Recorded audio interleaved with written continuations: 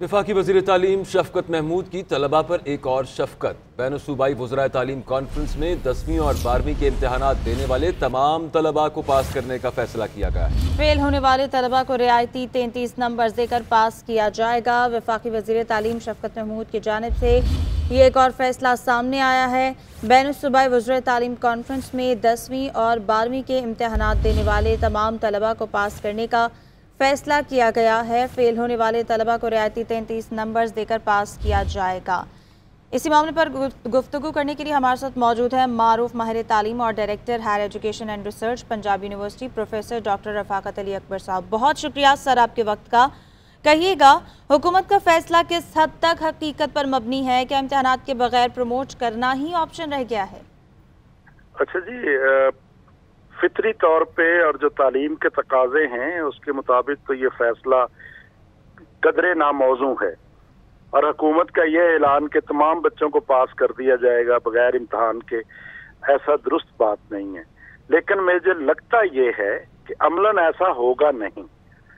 हुकूमत ने ये ऐलान तो कर दिया मगर अमली तौर पे वो ये करेंगे कि बच्चा जो इम्तहान के नतीजे में नंबर एक्वायर करेगा उनके सर्टिफिकेट्स पर वो नंबर का इंदराज करेंगे और जितने नंबर उसको क्वालिफाई करने के लिए चाहिए होंगे और हुकूमत उनको देगी उसको साथ इजाफी तौर पे दर्ज कर देंगे। तो उससे यकीनी तौर पर सन से या सर्टिफिकेट से इस बात का इल्म होगा कि बच्चा जो है वो इतने मज़ामीन में फेल था और उसके ये नंबर थे और ये नंबर इसको इजाफी दिए गए।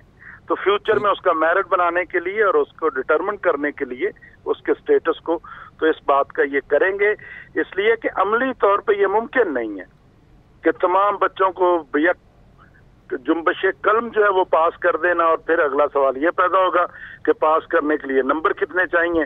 तो ये सारी चीजें अमलन मुमकिन नहीं होती। लेकिन क्योंकि इजाफी मार्क्स का कानून हमेशा से हमारे यहाँ मौजूद है और इससे पहले भी ये कानून जो है वो अमल दरामद उस पर होता रहता है। आप लोगों ने कई ऐसे सर्टिफिकेट्स देखे होंगे जिस पे स्टार लगा के वो 7 इजाफी नंबर देते हैं। नंबर ओरिजिनल लिखे होते हैं मगर वो पास कर देते हैं। तो उसका मतलब ये है कि ये 5 नंबर 10 नंबर हमने इजाफी दे दिए।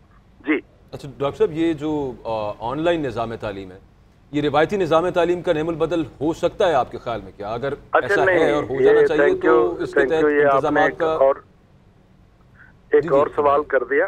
ये जो हमारा निज़ाम तालीम ऑनलाइन जिसे आप कह रहे हैं ये रवायती निज़ाम तालीम का बिल्कुल नेमुल बदल नहीं हो सकता, बल्कि जो पाकिस्तान का ऑनलाइन सिस्टम है जिसको हम चला रहे हैं यूनिवर्सिटीज के अंदर और कॉलेजेस के अंदर, ये तो ऑनलाइन और रवायती दोनों की टांगें तोड़ के एक दरमियानी किस्म का निज़ाम हमने बनाया है जिसको हम गैप अरेंजमेंट कहते हैं। ये ना ट्रू सेंस में ऑनलाइन है और ना ही ट्रू सेंस के अंदर फेस टू फेस इंटरेक्शन की सूरत है। तो हमने बुनियादी तौर पे दोनों को मिक्स करके एक निज़ाम बनाने की कोशिश की कि हम अपने इस वक्त को गुजार सकें जो एक इमरजेंट सिचुएशन पाकिस्तान के अंदर पैदा हुई है।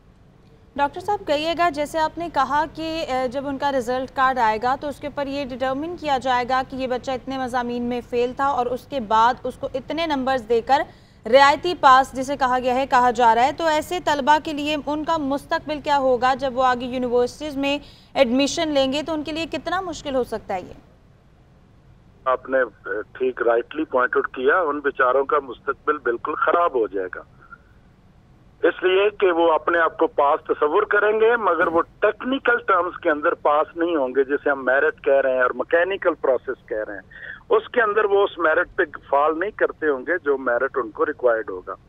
तो इसलिए यस, मुझे ये लगता है कि मेरी सारी एंटिसिपेशन है, चूंकि फैसला भी कल हुआ है और आप आज ही इस पर गुफ्तगू कर रहे हैं, तो ये मेरी एंटिसिपेशन ये है कि गवर्नमेंट उनको भी मौका देगी कि जो लोग अपने आप को इम्प्रूव करना चाहें और बेहतर करना चाहें वो अपने रिजल्ट्स को बेहतर कर सकेंगे। ठीक है, बहुत शुक्रिया डॉक्टर रफ़ाकत अली अकबर साहब आपके वक्त का।